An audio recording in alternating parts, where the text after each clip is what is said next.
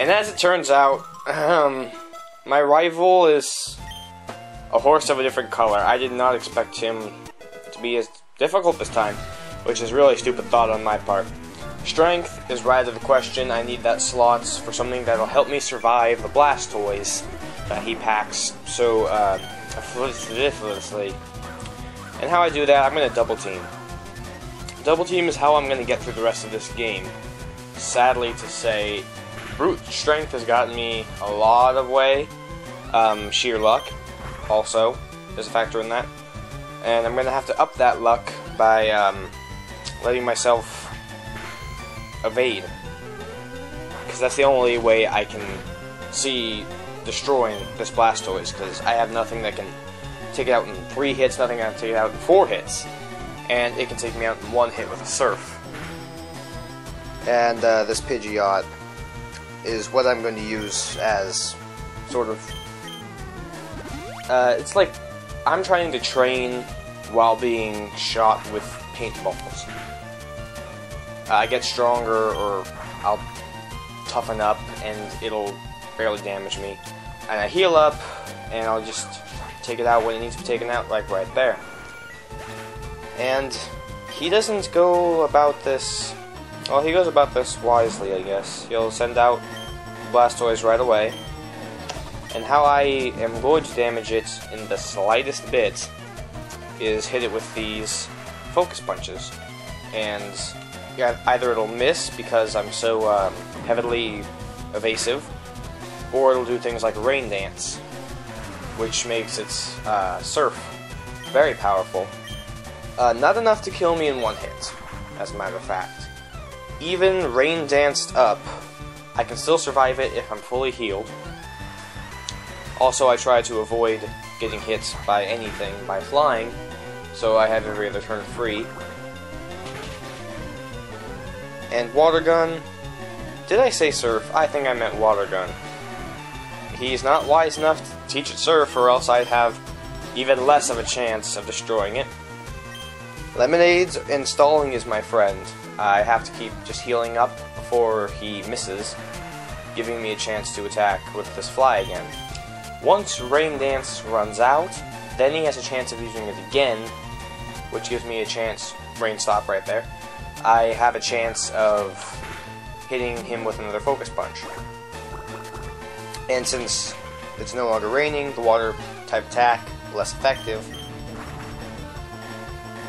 he's not going to use Rain Dance again at this point. And I can take more water guns because it's less powerful. Hoping it doesn't Rain Dance until I try to hit it or land my attack. And if this can kill it, I won't need to heal. Or it doesn't get the chance to heal, which is a success for me. Oh!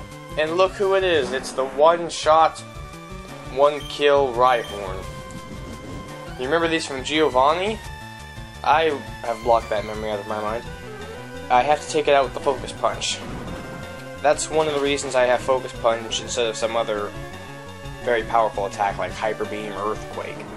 Because I need something that can take that Rhyhorn out in 1 hit, no questions asked. And I get a level up from it. And now the last 3 are just a Growlithe, an Executor, and an Alakazam. All of which are not very much of a threat to the Tentacrisp here, because I have type advantages over 2, and Alakazam, he normally future sights himself into a corner. You'll see what that means later on. This Growlithe, his best move is Takedown, so he'll take recoil damage, and I'll just fly out of half of his moves. He doesn't deserve a Focus Punch. And criticals are being very generous, as I take out him in 1 hit. And that's not an Executor, that is a mere Execute. And I will not use my last Flamethrower on it, because I've got another super effective attack to use here. And I'm saving that Flamethrower for a very special someone in the next battle. You'll see what I mean in Victory Road. Oh, and it paralyzes me because that's going to stop it. As a matter of fact, now I have to avoid getting paralyzed 2 turns in a row just to use my fly. And its solar beam would have done 25% damage, not that I'm going to let it hit me. Alakazam, I really shouldn't stay paralyzed trying to fight this guy, because that's going to lead to things like me being hit. And with Future Sight, there's really no excuse for getting hit. Except for the fact that he's going to use Disable on my fly. I'm going to predict here and now. But you can't do it while I'm flying, because that's a good thing, because if he disabled it while I'm in midair, then I would just land and he wouldn't take any damage, and that's no good for anybody. Luckily, he didn't connect once I had landed again, and he's just going to keep using Disable. I guess Future Sight is no longer this guy's shtick. Instead, he's just going to waste away into nothingness, and this battle really just fizzles out after the Blastoise. But believe me, it is the toughest battle I've had so far in the entire game. Harder than Brock, harder than Misty. Chumple has finally become my true rival. And speaking of becoming my true rival, he's off to become the best trainer in the game, and he's awful quick too. And with that, we can finally enter Boulder Badge. We can enter the Boulder Badge and the other 7 badges, because we've got them all. There aren't any trainers in this little mini Victory Road up to leading area. There are a few items and some Pokemon to avoid. Some Pokemon you can fish for. Not that it matters to me, because I've only got one and one only.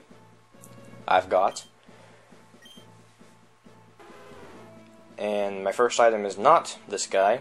This is better than the original, I think, where they just had a generic swimmer standing out in the middle of these, or swimming out in the middle of these waters, asking you about your badges.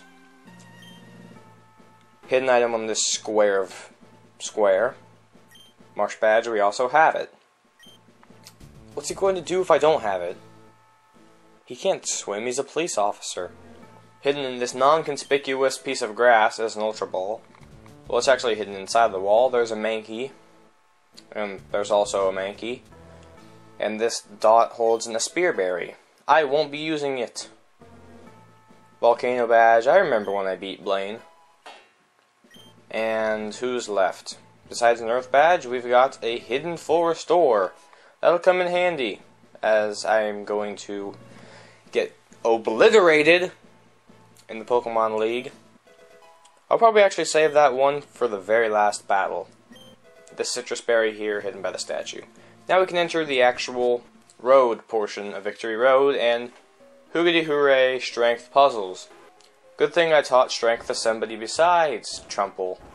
Not Chumple. Whopper Jr. Before I came in here. And of course is the first strength puzzle, really, of first gen, which marks off an entire series of wondrous strength puzzles. And being that they're the first ones ever, you can take them out quite easily. Over here we've got some items. A Hidden Full Restore, and these 2 items are blocked off. One by this strength puzzle, so you just push the boulder forward, and you can find TM2 Dragon Claw, hold select and pull the boulder backwards with you, and then punch it the other way, and you can pick up the rare candy. And with that, we can move on. This trainer we do not have to fight. If you are too hasty and you run straight up the middle, you might run into her. That Onix was blocking this Ultra Ball. This guy, not the Machop, this guy also avoidable. He's the one that has the 3 evolutions of the 3 starters. Onyxes are protecting these boulders, I guess. And the second strength puzzle. Somehow even simpler than the first. Machops? No. And now this is... Oh, there's a hidden guy. That's where I'm probably walking, because if you run, then he'll turn and face you. Over here we've got a strength puzzle, but no block. This is pretty much the only originality they had to the strength puzzles in the first gen. you drop a boulder down a hole in the Victory Road, and that seems to keep you occupied for quite enough time. That guy is just going to walk around in circles. You don't want to fight him. You can actually avoid this guy's gaze, which just gives me hail, which I'm going to sell immediately. I think I'm going to get enough hail in the first gym Elite 4 member. I'll be all, what the hail? Get it? And onyxes abound. The reason I'm not pushing the block over here is because they're just going to reset when I go back anyway.